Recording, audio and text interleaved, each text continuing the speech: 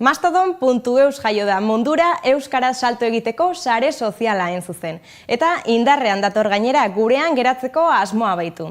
Munduan 2 milioi erabiltzailetik gora ditu eta ohiko sare sozial ezagunekin alderatuta hainbat abantaila ditu erabiltzaileentzat. Eta batez ere gurea bezalako hizkuntz komunitate txikientzat. Sare sozial zentralizatuetan hizkuntza enpresa horien erabakien araberakoa da. Eta atzerapausoak nabarmenak dira.